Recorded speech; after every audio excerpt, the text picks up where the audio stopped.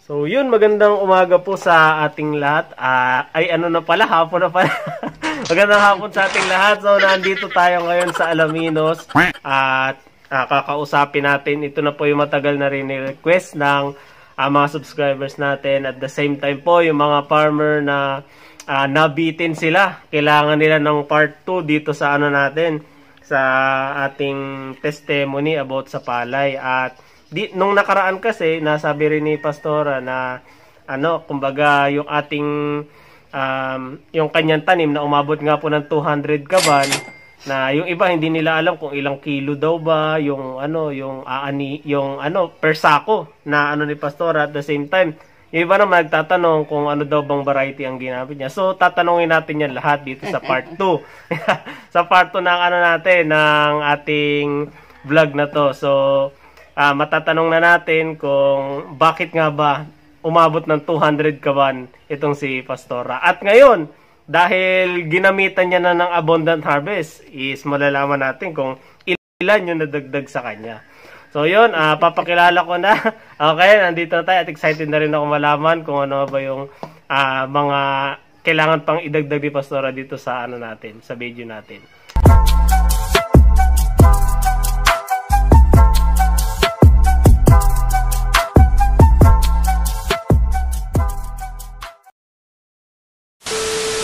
So yun, okay. Andito na tayo at andito na, kaharap niya na si Pastora.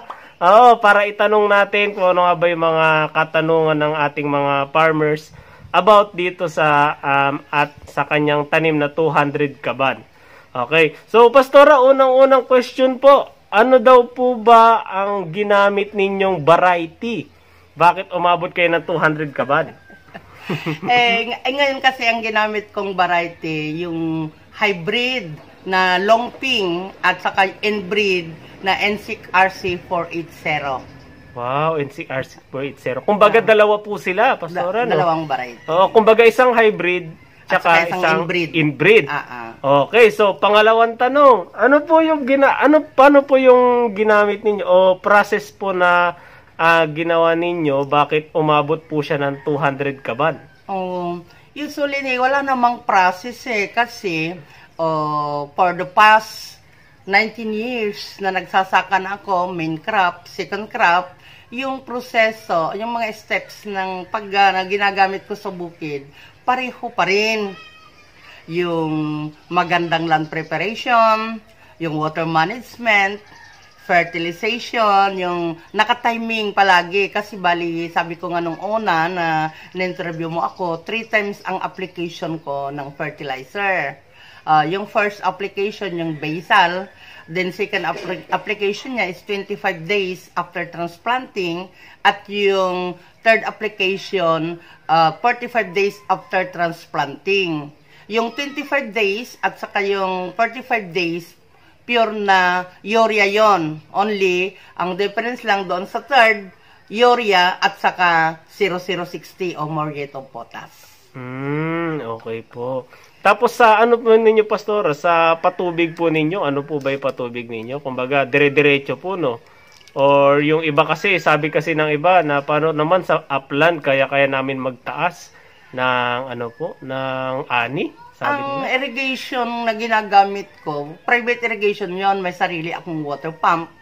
So, scheduled irrigation yon. Pero, ino-observe ko pa rin yung lupa hindi palaging patubig ng patubig. Pag kailangan na niya talaga, nagpapatubig. Actually, kapag second crop, maximum of 8 irrigations ang ginagamit ko.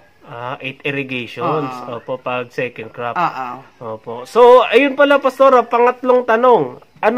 Ilang kilo daw ba ang per sako daw na inyong, bakit umabot ng 200 kaban, sabi nila? Yung first na, kasi, yung lumalabas sa harvester, hindi mo matansya yun kasi, nasa pagkakarga nila yun. Kaya ang ginagawa namin para makuha ko talaga yung kanyang timbang, nagrarandom weighing kami doon sa mga sako. May 55 kilos, may 54 kilos, 56 kilos. 56 kilos. Then kapag na-dry na, pag ready for milling na, yun yung tinatahi namin ulit pero 40 kilos na per bag.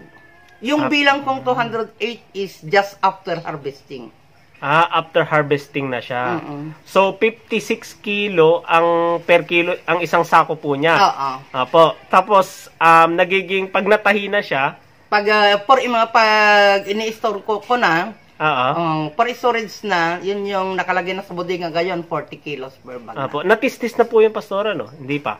Anong ibig mong sabihin na? Kumbaga anuhan na siya, kumbaga natanggal na yung ipa. Oo, natanggal na. Kumbaga bigas na siya. Nagpan na yun, kasi lahat yung 480 ko para sa seed production eh. Seed production. Oo, malinis na yun. Kumbaga malinis na siya. Malinis na. Okay. Opo. So, ito lang po, Pastora, matanong ko lang rin. Mula, di ba, magtatanim tayo, sabihin na natin, itong darating na first crop, ganyan. Ano po yung unang proseso nyo kung, for example po, sa land preparation, ano po yung ginagawa nyo para po ulit maano yung damo? Kumbaga, hindi makahabol yung damo. Ulit. Dito kasi, ang practice namin, basta umulan na, yung first rain ng Mayo. Opo. First ulan ng Mayo, okay, kung hindi malakas yung ulan, pinapatubigan na namin. After 5 days ng pagpapatubig, yun yung double passing ko na ng rotovator. Opo. Then, mag-stay na yon hanggang dodoblihin na namin mag-start na kaming mag-start. Opo. So, ano siya, kumbaga, pag nagpupunla kayo, Pastora, ilang days po yung punla ninyo bago nyo siya itanim? Usually, 15 to 18 days. 15 to 18 days. Kasi yung iba po kasi inaabot sila ng 25 to 30, di ba? Hindi kaya parang masasaktan na kaya yung nila doon? Hindi ko inaabot na yung ganon. Even siguro ang pinakamatandang edad ng seedling ko, pag trinatransplant ko, 20 days. 20 Ayaw ko days. na kasing palampasin ng 25, 30. Kasi masyadong magulang na yung punla. Mahahadlangan na yung pagkakaroon niya ng mga tillers. Pagkakaroon ng mga tillers. So, paano naman po, Pastora, pag same pa rin po ba yung nyo? Kumbaga, pag mag-aabono po ba kayo, magbabasal kayo, after rin po ba, 7 days or pagkalipat tanim? Hindi. Opo. 2 to 3 days before, lipat tanim. 2 to 3 days before, lipat tanim. Saka yun yung tapos, basal. Ayun yung basal, hindi niya na pinaabot yung kasi yung iba, di ba, inabot ng pagkalipat tanim, 17 days. Di ba? Pero sa inyo po, pagkalipat tanim, 2 to 3 days. 2 to 3 days before transplanting, nakaabono na ako ng basal. Kumbaga, inuuna nyo muna yung basal bago yung ilipat yung punla. I see. Opo, tapos every, Pastora, every tawag dito, di ba, 2 to 3 days na nailagay nyo na yung punla. So, kailan po ulit kayo mag-aabono nun, Pastora? 25 days after transplanting. Purong urea yon. 25 days after transplanting. Purong urea yung nyo po. Opo. Tapos, after po nun, sa pagbubuntis na rin po ba, Pastora? Pagbubuntis na. Doon na yung nyo? 45 days after transplanting, urea at saka 0060, Morieto Potas. Yun na yung gagamitin nyo, 0060. Then, 45 days. Then, kapag nakita ko na kailangan pa niya, doon ako nagsusupport ng foliar. Doon po kayo nagsusupport ng pulya. Para sa inyo po, Pastora, matanong ko lang, ano po yung kagandahan ng isang foliar pag linagay nyo po siya, lalo na kung organic o natural yung isang foliar? Ano yung maitutulong niya sa halaman natin? Unang-unang, sa akin, yung naobserbahan ko, pag gumagamit ako ng foliar, titignan ko, unang-una yung foliar mo, hindi parehas na yung 14 sana o kaya NPK. Kailangan ng pag pinolyar ko yon, lalo na kapag namumunga na, mas mataas yung potassium content niya. Mas mataas yung potassium content niya. Okay. So, sa pagbubuntis naman po, Pastor, for example, nagbubuntis na yung palay, kailangan pa po ba nilang abunuhan yon? Kagaya na tinatawag na top dress? Depende yon. Kasi, unang-una, ako kasi, dahil nagbabase ako sa soil analysis, nakaprogram kasi doon, binibigay na talaga, as a result kasama yon kung kailan yung perfect timing sa pag-apply ng abono. So kahit ano po, kumbaga, sa top dress yung iba, ginagawa kasi nila, nag-aabono sila ng top dress. So, minsan depende sa soil analysis kung pwedeng kung ano yung kailangan talaga. Kasi di ba po, pag sinabi nagbubuntis, nakakailangan siya ng nutrients para kainin. Opo. So, hindi rin pala pwede rin yung abono ka ng abono. Correct. Pag top dress. Yes. Opo, kailangan dapat alamin mo muna kung ano lang yung kailangan ng isang pananim. Okay. Opo. So, actually po, Pastora, dito po ba sa for example, top dress na o kaya nagbubuntis na yung halaman. Okay. Maganda po ba yan isprehan ng organic o kaya foliar? Mas maganda. Mas maganda po siya. Ano po yung malaking maitutulong niya o talagang maitutulong niya sa halaman pag ganun yung ginawa? Yung sa atin, obserbahan ko, lalo na pagbubuntis, kailangan nandoon yung support ng foliar kasi i-maintain niya yung kulay ng dahon. Lalo na alam natin na yung dahon ay nandoon yung photosynthetic activities ng kaya kailangan na ma-maintain yung doon kasi nanggagaling yung pagkain ng halaman sa leaves. Doon nanggagaling yung pagkain ng halaman. Photosynthetic activities niya. Opo. At saka ilang days po, Pastora, bago ma-harvest yung isang halaman, yung isang palay? Pag po? Depende yon. Kasi, di ba may nakalagay naman na days of maturity, sabi. Yes. Paris ng 480, ang days of maturity niya is, sabi, 112. 112. Pero, kapag second crop yun, nasushorten yung days of maturity niya. Nagiging 106. Opo. Ganon. Ang longping ko nga, sabi nila, 116 days Pero 108 days hinarvest ko ang longping ngayong second crop. Imbis na 116, naging 108. Parang nabawasan ng 8. 1 week. Na 1 week mahigit. Wow, opo. So ito, Pastora, pinakalas na tanong natin. Opo, dahil gumamit din po kayo ng Abundant Harvest, ano po yung napansin nyo nung inisprehan nyo ng Abundant Harvest yung halaman po ninyo? Okay. Opo. Yung dati-rati, kapag nagpapaharvest ako, yellow na ang dahon. Pero ngayon, green pa yung dahon, pero mature na yung bunga. Yung bunga. Opo. Ibig sabihin, ano po ibig sabihin nun kung ganun po, Pastora?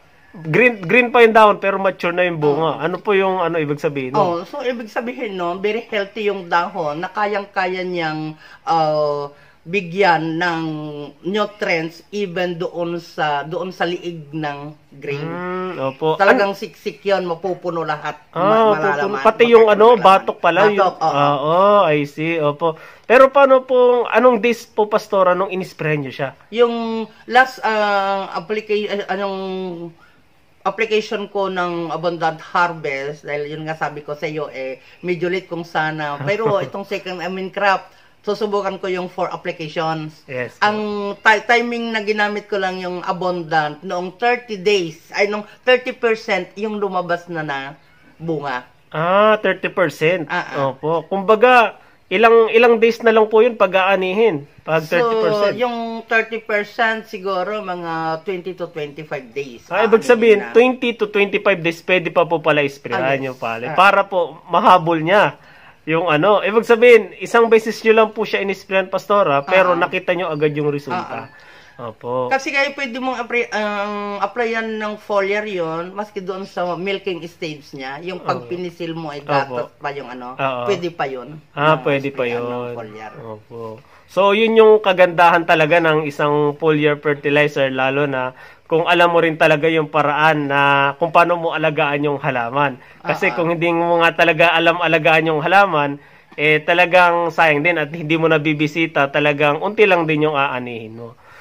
So yun, marami tayong natutunan kay Pastora sa about dito sa ating palay. At natanong pala natin, Pastora, ilan po yung nadagdag sa inyo na kaban nung walang ginamit nyo si Abundant Harvest? Balikan, ito, kasi once nga lang, sabi ko nga bakit once lang na naisprehan, bali nadagdagan ng 8 kabans.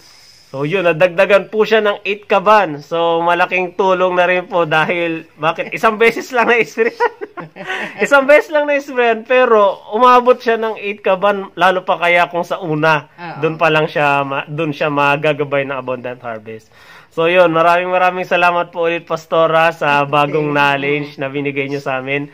At the same time malaking maitutulong po lalo na sa mga baguhan na farmer ngayon. Opo. So yun, God bless po Pastora. And then have a good day po. Maraming salamat po.